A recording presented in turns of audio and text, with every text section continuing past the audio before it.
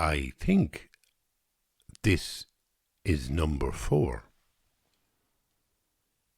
I started with staring at lakes, and then we went on to hanging with the elephant, then talking to strangers, and here I am.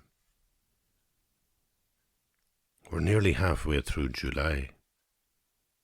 I'm on number 4, halfway there. On Tuesdays I'm a Buddhist. If you've been following the other stories, the other memoirs, you'll know that I hit a crisis in midlife. I became very confused. I always was confused, but the confusion mounted into a terrible period of depression and uncertainty, and it left me, well, staring at lakes, taking tablets. And I wrote about that. I got out of it. My mother died. I went into a deep sense of grief and loss and mourning, and I found that the remembrance of her and the remembering of things was very healing.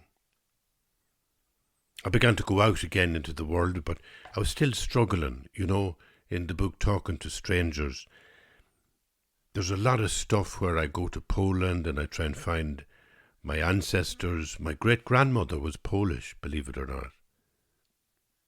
All that search for identity by trying to find out your past, and also kind of finding out some sense of love with other people, not with the people you know, not with the people that are in your family, but like just a sense that the strangers outside the door are also your friends.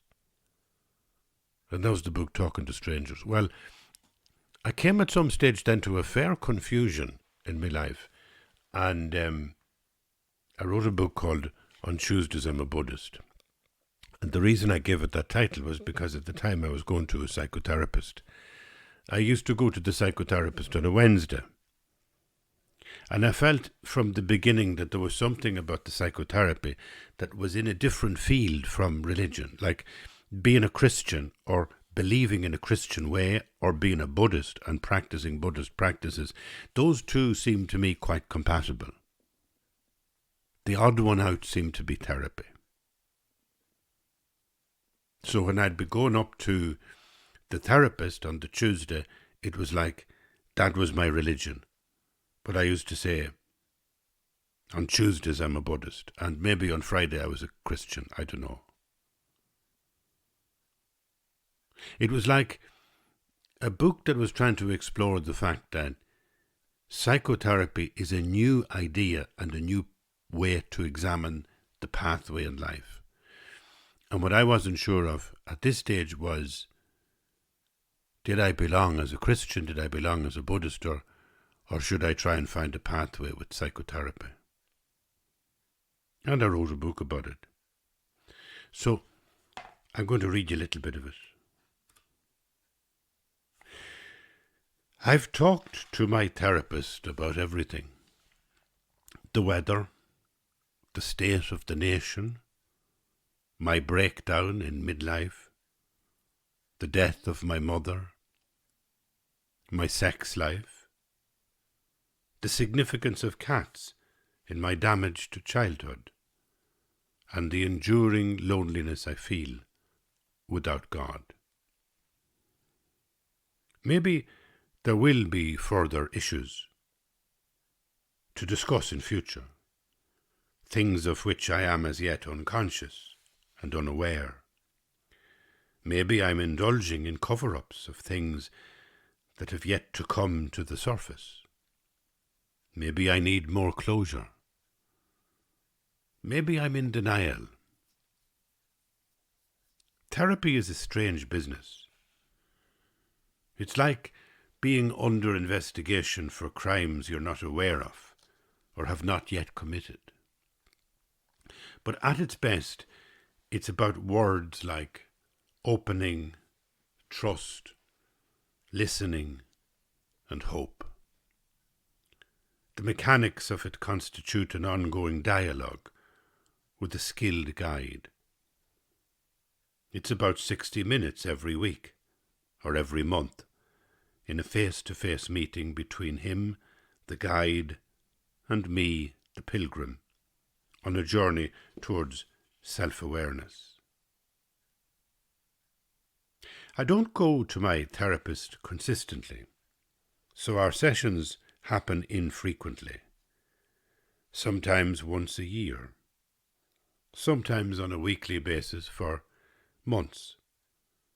Sometimes I don't go near him for years. And this has been going on for most of my adult life. It began when I was in my 20s. I had friends involved in Gestalt therapy.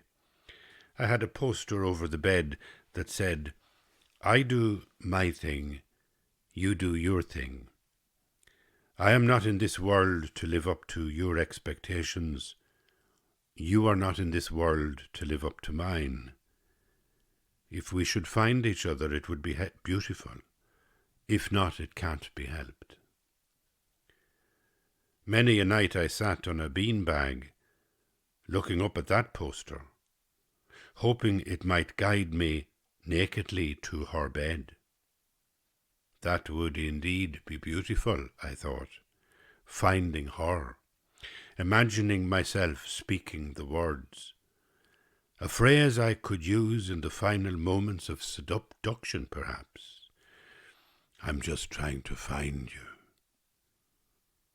We're just trying to find each other. Isn't it beautiful? But I hated the cool indifference of the final line, "If not, it can't be helped." Maybe she was my first real therapist. She was studying sociology and was a good listener with big blue eyes and a high forehead. And sometimes she would write me letters rather than say something harsh to my face. Eventually, she ended our relationship because she found me too cynical and cold. I think she felt I was too self-absorbed, an observation that time has revealed to be accurate enough. My ego was hurt, but in the game we played, she being a kind of proto-therapist and me being a proto-client, it had been a step too forward. As the poster said, we didn't meet and it couldn't be helped. But I had learned how the process of therapy works. And though I lost a girlfriend, it didn't stop me playing the same games with other girls, enjoying wonderful sessions, confessing the riskiest things we could think of, dicing with shame, edging our way to unspeakable admissions, getting erotic charges from the intimacy of truth-telling. Back then, I always got a buzz from the titles of books that might be lying on another person's coffee table or bookshelf. Gestalt therapy, I'm okay, you're okay. This is me. By the time I graduated in 1974 with a BA, I had gone to endless weekend courses on Gestalt and transactional analysis. I had done workshops, I had read books, I had visited the primal scream therapist Jenny James in Donegal. I even visited born-again Christian sects that were governed by middle-aged gurus who used therapy to draw young adults into their own particular narrative of God. I met a load of quacks and crazy people, as well as wise and genuine counsellors, addiction counsellors, guidance counsellors. I stayed up until dawn at everyone's party, latching on to anyone who would tolerate my narratives of shame, my confessions, who would let me share my secrets with them and test myself as a novice client over a bottle of wine. We sat at kitchen tables with cheap wine until dawn, brain fucking each other, believing in each other as true guides and counsellors. But all those student nights of exhibitionist storytelling amounted to nothing compared to the real thing. The hard, cold eye of a man paid to open you up. I trusted the professional therapist when I met him for the first time. At long last, after a long solitary childhood, I had someone who listened, and I had been looking for someone to listen. It was the storyteller in me that found such satisfaction in the confessional narrative of my own personal life. That was crucial.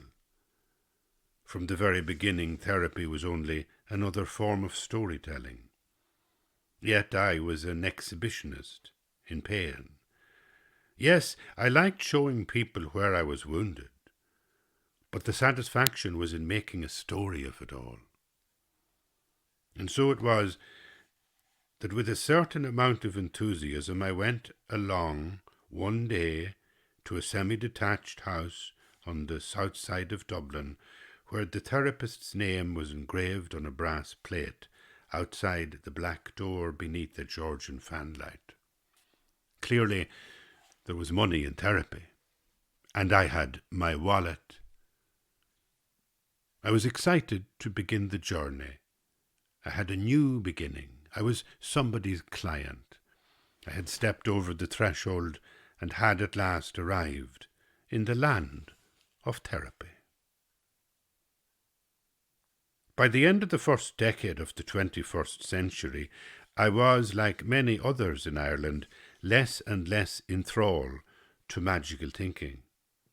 I was well advanced in the language of psychotherapy, and I found it much more effective in balancing my extreme emotions, my bipolar leaps of enthusiasm, than any form of mindfulness, prayer, or meditation. Sometimes I wanted to chat up Polish women I didn't know at the cash desks of the supermarket, and sometimes my bleak winters were spent lying motionless in bed, gripped by despair and the dread of death, listening to the sound of magpies in the spruce trees as if they were heralding nothing more than the imminent end of all life. But rather than pray, I would make notes to share with my therapist at a later date. I was maturing in the ways of modernity. I had magical thinking under control, or so I thought. Something happened suddenly in the summer of 2016 that altered things. I encountered an icon of the Mother of Jesus. I fell in love with her soft eyes, and the more I looked at it, and the more my confidence in therapy diminished. I found myself on the brink of abandoning therapy altogether. My life in therapy had been an occasional erratic pattern. I've never gone consistently. I usually attend for a few sessions because of some crisis or another, and then smugly decide that I have sorted out my problems and drop out. Terminate the engagement, only to find a new set of problems or the same old problems with new names arising 6 months later. Maybe we never get away from our baggage. Maybe there is nothing to resolve. Maybe psychological wounds can only be endured with grace rather than named, explained, or dissolved. That's the conclusion I reached in the summer of 2016, when something happened that was to change my view of therapy deeply. It was her, I explained. It was the Mother of Jesus. My beloved just walked into the garden holding it in her hands. Ah, yes, the therapist said, the icon. Pause. I could see he didn't want to go there.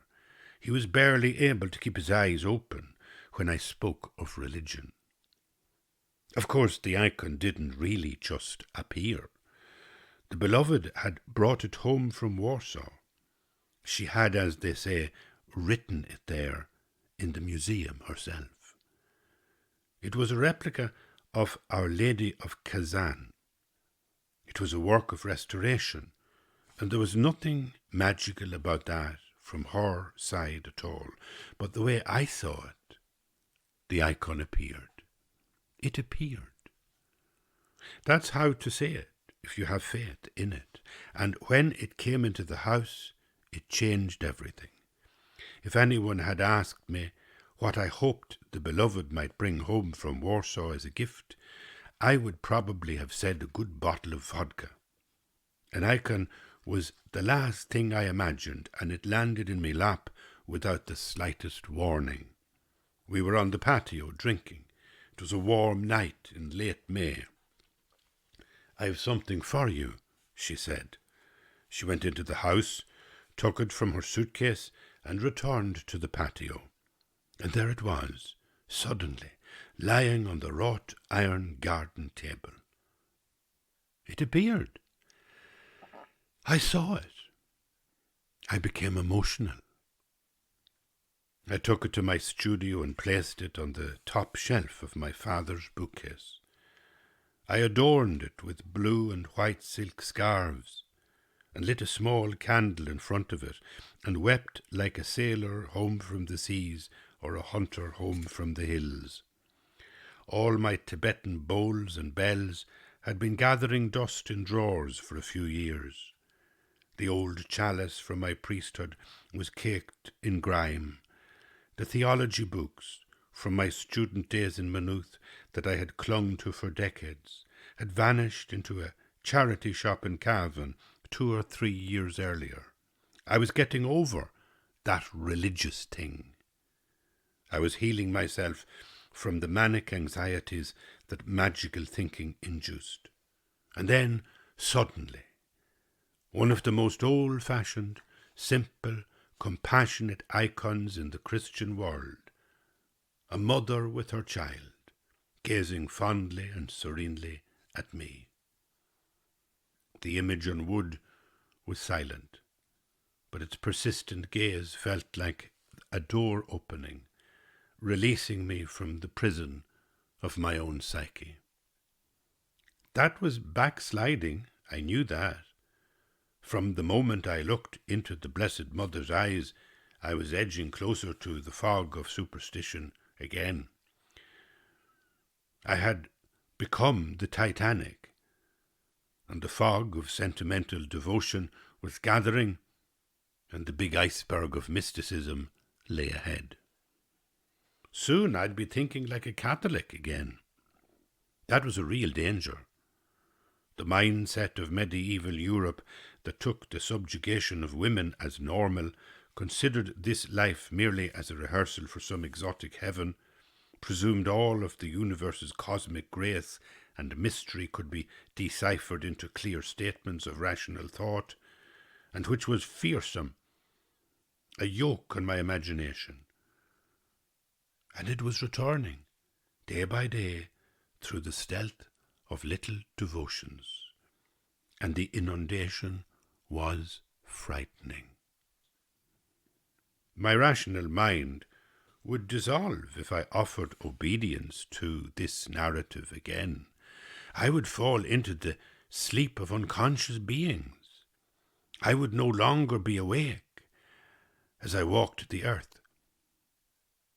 I would end up muttering prayers and mumbling blessings and sprinkling holy water in the air, as blithely unconscious as a baby whispering its devotions at the side of a cot or sucking on a soother or passing wind. What a terrible destiny!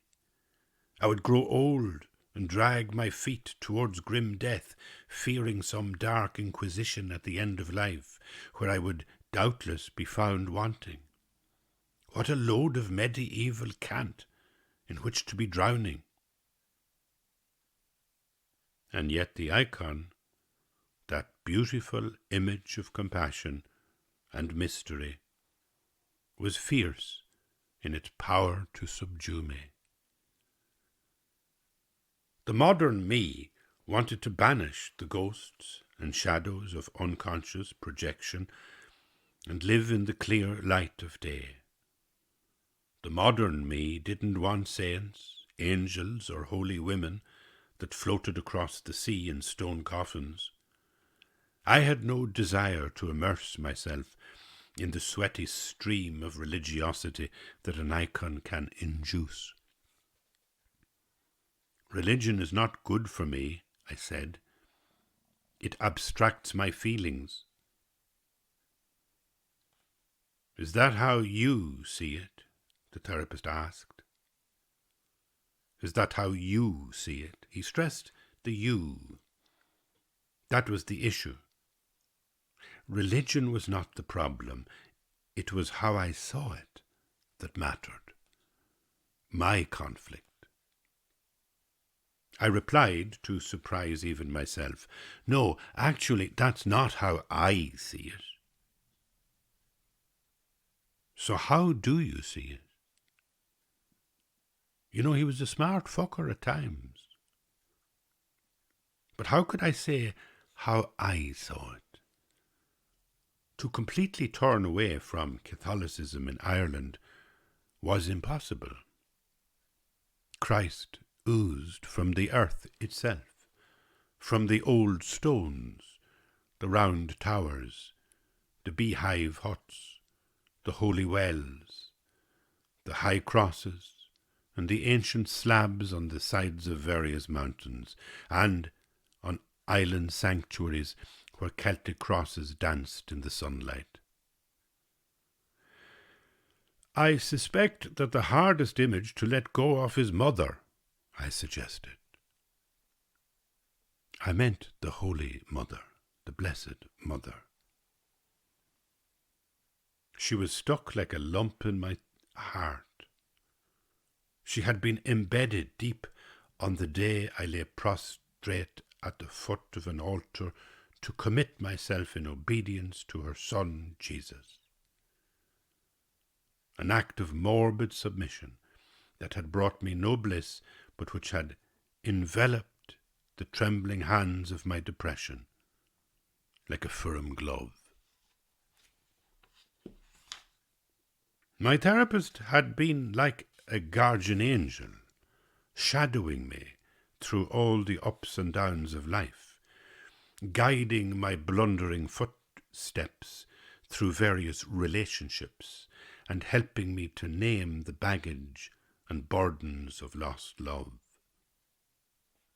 It's almost 40 years since I first realized that therapy could be so effective in breaking into a person's heart, and in that time I have received great benefits from it.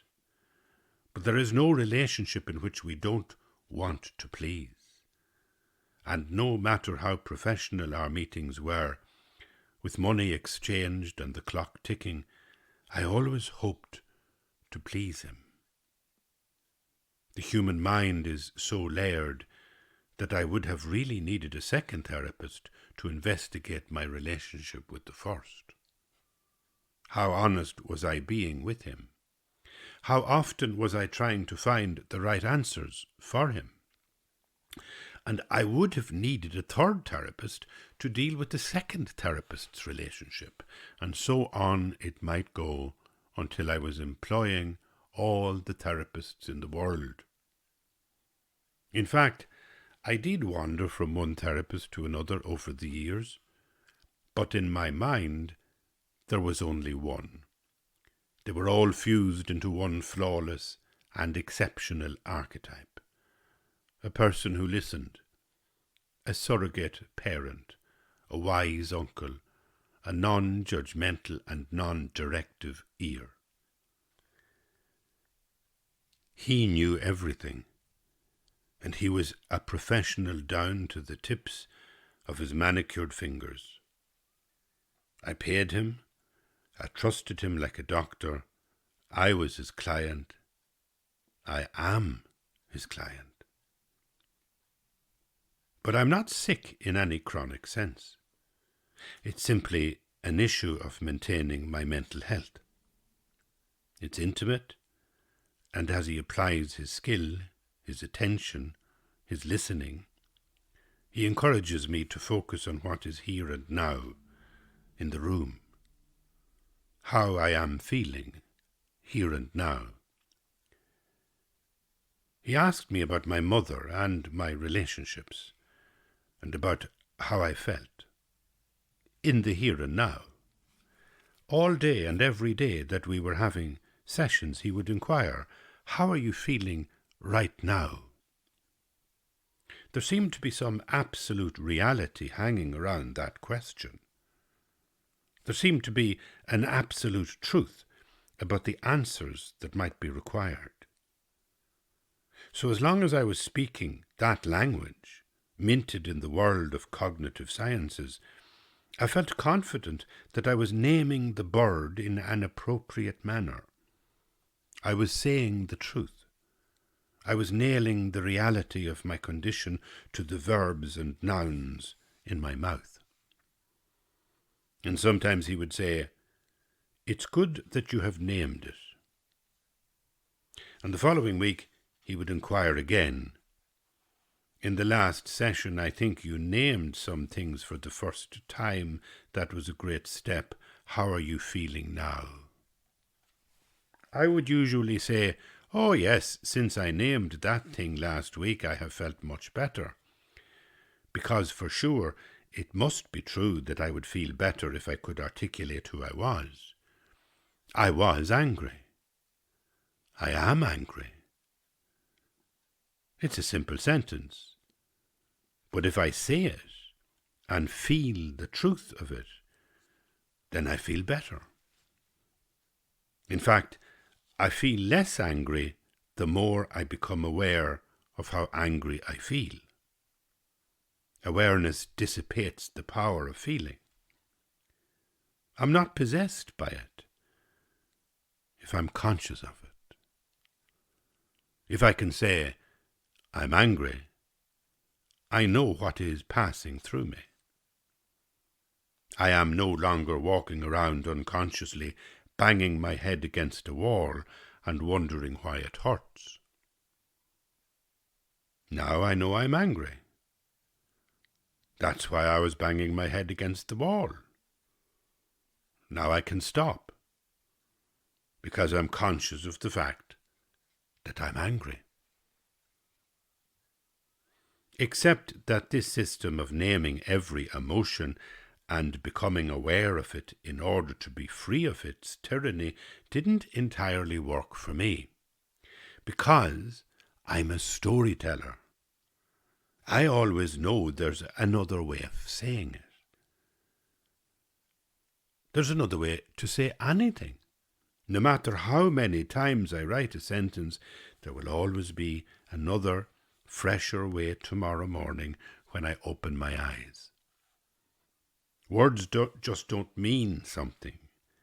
They mean various things depending on the context. But therapy demanded clarity, exactitude, naming the feeling, name the bird. Metaphor lay on the floor like the bird shot down. And that's not good for a storyteller. Okay, I could accept that I was not well, that I suffered with depression, that I had never been emotionally stable, and that had a lot to do with my relationships with other humans from the moment I emerged from the womb. The therapist brought my anxieties to the surface, and I found a path towards mental stability. And because I paid him €60 an hour, I could talk about anything I wanted. I could talk about impending rain or the prospect of sunshine, and it was always worth the money. "It's your time," the therapist would say, if I worried that I was talking too much, because he was there for me. Although even after years of familiarity with the process, I'm never relaxed when I walk in the door. I can never begin at full tilt. I can't just walk into the drawing room, sit in the armchair, and start pouring out my inner feelings. It takes time to churn up the emotions that lie deep inside. My mother's indifference was a theme for years, but it wasn't the root. My anxiety about death was another theme, but I don't think that was the root either. My nostalgia for the childhood joys I never experienced, that had left me slightly removed from others. It was also there, but that wasn't the root. No, none of those things were the root from which I could begin at the start of a session. For me, it always began with stories. Given that I didn't have a recurring theme, I got myself going by talking, gossiping, offering him tales of things that had happened, noting random events that I'd found interesting. And through that talk therapy, I would accidentally land in the middle of what might or might not be the root of the problems. The weather was invariably a good place to begin. We looked out the window together and said nothing for as long as it took. Eventually the weather would draw us in. Bad day. Was brighter when I was on the train. You'd need a raincoat out there now. You would, I agreed. But your shrubs are lovely. Do you like shrubs? No. Why not? My mother had a lot of them.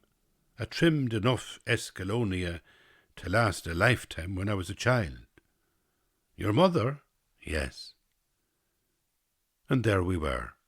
We were off. We had slipped right down to the core. Sometimes at the train station, near Connolly Station, I would think of him as an enemy. That he was taking my money and trying to poke something out of me that wasn't there.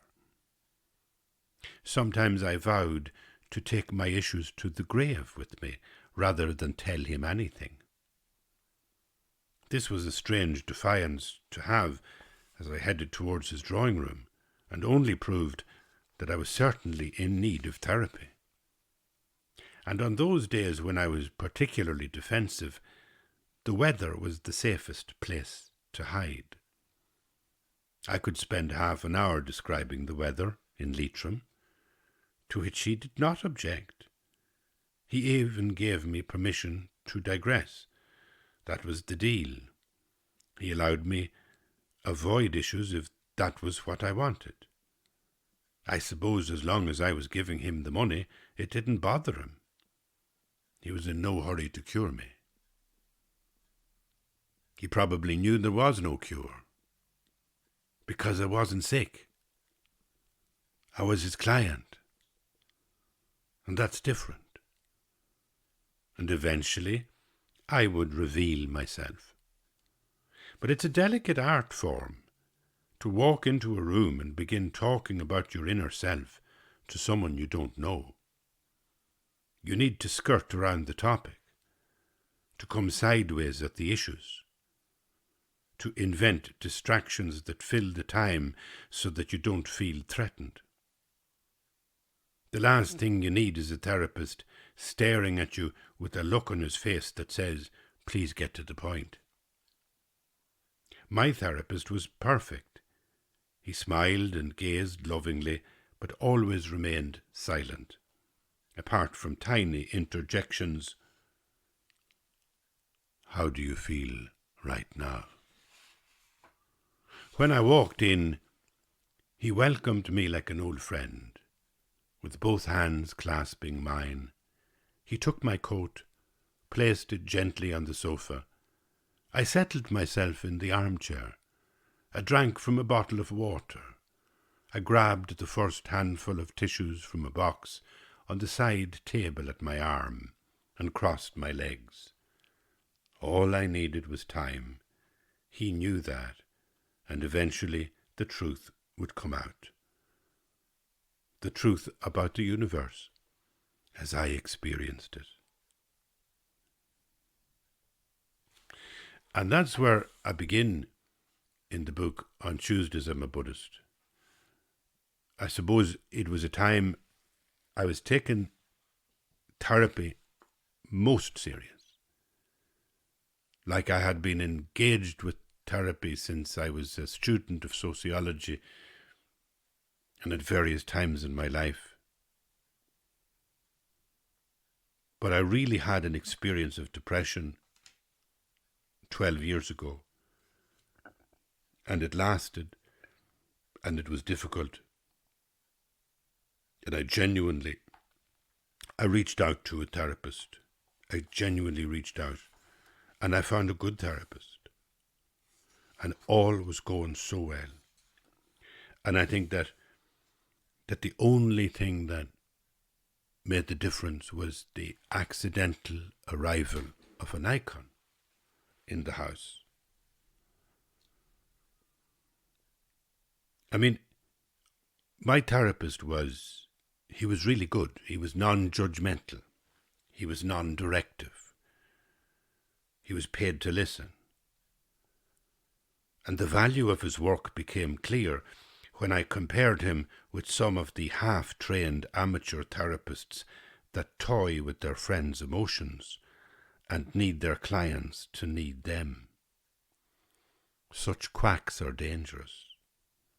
They're like demons in attractive garments, and they manifest on the other end of the telephone line or across the table at various dinner parties.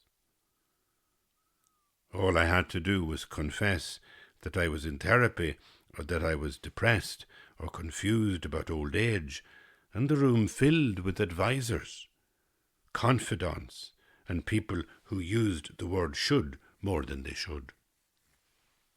Oh, you should try Reiki, it's amazing. You should go on a holiday. Vitamin C is the answer. You should garden. You should read the book I sent you. It's about Freud. Lose weight. Go to India. Have a massage. Talk to a friend. Talk to my sister. Try Tai Chi. Eat avocados. What? Eat avocados?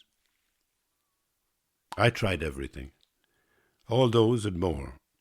Sometimes the country seemed to be swarming with evangelical therapists. But you really should read Freud.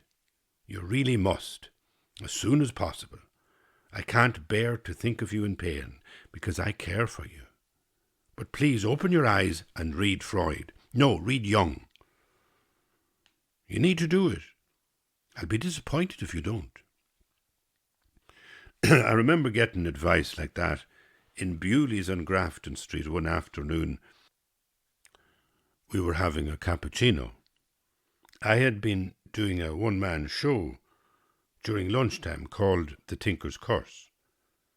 When the room emptied, I sat at a table by the window with a stranger, an actress in a long dress with a bag across her shoulder, wearing a straw hat, who had just come in and sat down beside me. She said the one-man show had taken her breath away. That pleased me. And she said that she'd had a dream the previous night in which I had appeared, and she had taken that as a sign and come to the show. I mentioned that I was attending a therapist, and she said she knew because she heard me talking about men's mental health on the radio. And she was mad curious to know what I was talking to my therapist about. She was very intense. So I told her. I gave her a full synopsis of my mental state. But no sooner had I delved into the nitty-gritty than her intensity slumped and she lost interest and gazed out the window at a boy on the street who was playing a guitar and singing. She played with crumbs from my plate. She took out an iPhone and moved it from one hand to another, glanced at messages, and then returned it to her bag. I soldiered on. I told her how my mental health wasn't good and how I felt that physical exhaustion from working too hard and worrying too much might be the root of all depression. I'm in despair, I confessed, about life in general. But she wasn't paying attention, and I was alarmed at how much I had revealed to someone I hardly knew. Freud, she said, so forcefully that her directive could not be ignored. So after I had kissed her on both cheeks, it felt like kissing rice paper, I went straight to a bookshop and bought a large volume of essays about Freud. And I started reading on the Sligo train that evening, although I couldn't understand a word of it. By chance, a young American woman with a rucksack and huge white teeth leaned across the little table between us and asked me if I was studying psychiatry. No, I replied, I'm just unwell. She smiled, and I continued reading. She continued to glance at me until I rose to disembark at Carrick-on-Shannon, and I felt sad I wasn't going all the way to Sligo. At our next session, I recounted the story about the woman with the rice paper cheeks, and then the woman on the train, and for a good portion of the session, I felt no intensity, as if there was nothing more to be said, as if our sessions were coming to an end. Solitude was a regular topic with the therapist too, and bipolarity. I told him there were times when I could lie in bed for a week, paralysed by a sense of impending doom, wallowing in bleak solitude. And yet on other occasions I had such enthusiasm for life and did such wild, extravagant things on the spur of the moment that I would be embarrassed even when I was just telling him about them. Like the time I went to the Matchmaker Festival in Lisdoonvarna, a string of weekends every September when Lisdoonvarna becomes the European capital of jiving and courting, of dreams and hopes and endless chat-up lines, when the most improbable of couples find in each other the perfect match. I checked into a hotel on the main street and went walking around the town.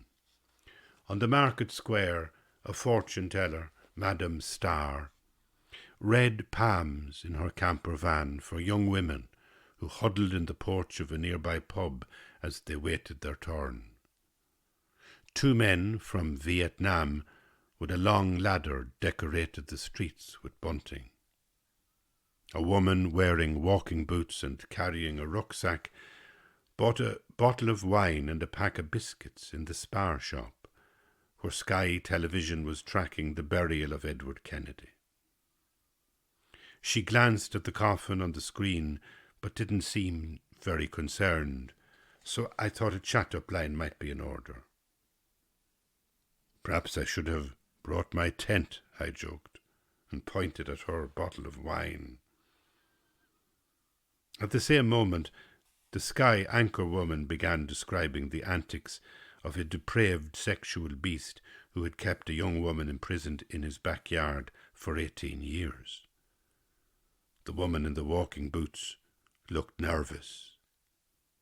Just joking, I added quickly. I'm much too old for camping.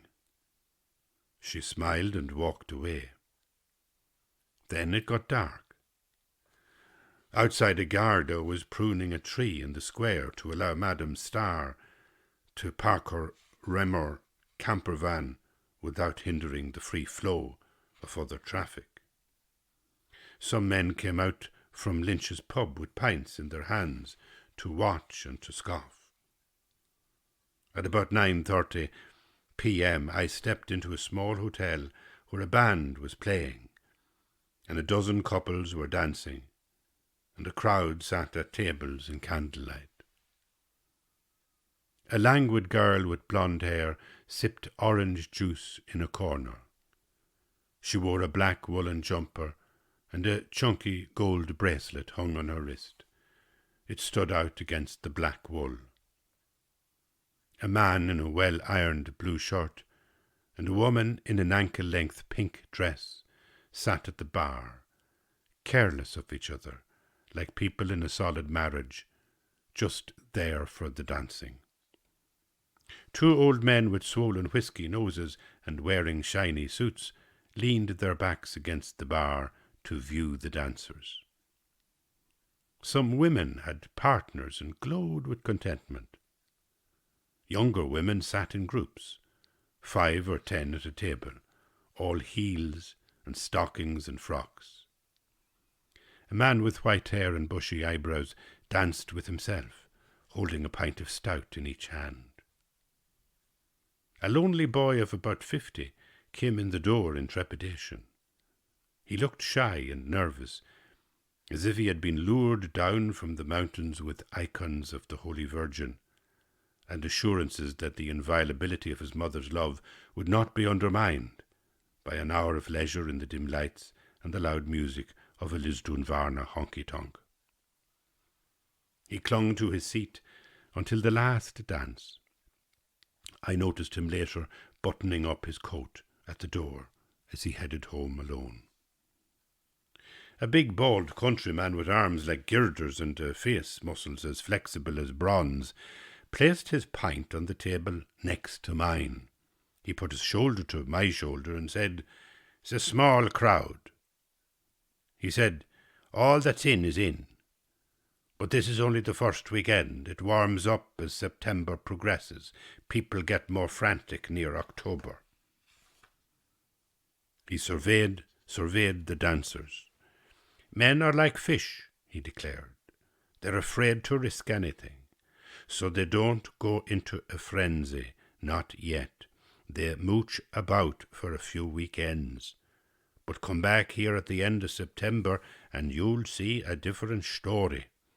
All of them looking for swans, all of them dreaming that there's a cure for loneliness." "Are you looking for a swan?" I asked.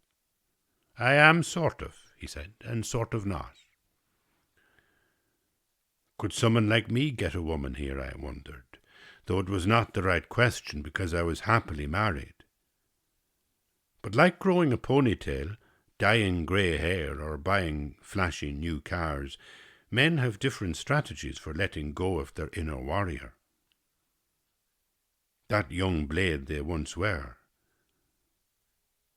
My predilection was for jiving. In the dance halls of Leitrim, Cavan and Donegal, my wild warrior had spent years dancing quick steps around the sprung floors in a lather of sweat.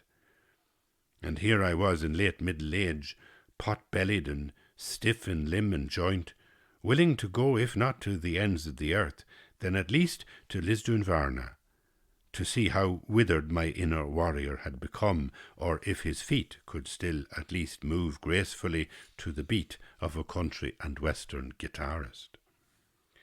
I repeated the question, could someone like me get a woman here?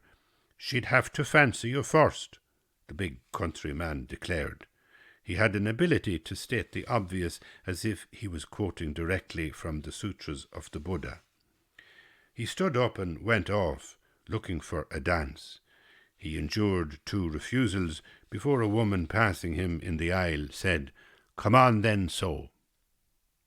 With her on his arm, the Iron Man, perhaps unlettered but deeply wise, glided across the floor, suddenly transformed by fleet and dainty steps into a graceful dancer. Then a smiling, happy woman of about 35, with brown hair, a grey silk dress, black tights, and chunky black boots, plunked herself down beside me and leaned into my face. "So what does the old man feel now?" she asked. It took me a moment to recognize the woman I had met in the spar shop. "Ah, it's you," I said, as if I had known her all my life. She grinned and asked me if I wanted to dance, and off I went around the dance floor like a lunatic, chatting her up so fiercely and asking her such questions about where she was from and commenting so extravagantly on the perfection of her dancing that she turned to me and said, "You must be desperate to find a wife." "Actually, I have a wife," I confessed. "I'm just desperate to have a dance." Fortunately, she too was married, and so we stuck to each other for a good bunch of dances and sat out the intervals on high stools at the bar, talking about spar shops in Clare and jacuzzis in Leitrim. I leave it there because I think that's what I do. I talk about therapy, I go to therapy, I try therapy, but I can't get away from storytelling. And even when I'm telling you the story of therapy, I can't resist telling the other story about Liz Dunvarna. So that's the nature of the storyteller, and I suppose what I discovered in the Christian tradition. At the end of it all, when I returned to Christian practice, it's because I discovered that the Christian story is uniquely a story. It's a beautiful mythic story. It is like a jewel to the storyteller that cannot be resisted. It's not for the theological insight, it's not for the therapeutic mental health, in the end, it's not for any sensible reason that I'm drawn to Christ, but simply because he is the Alpha and Omega of all story.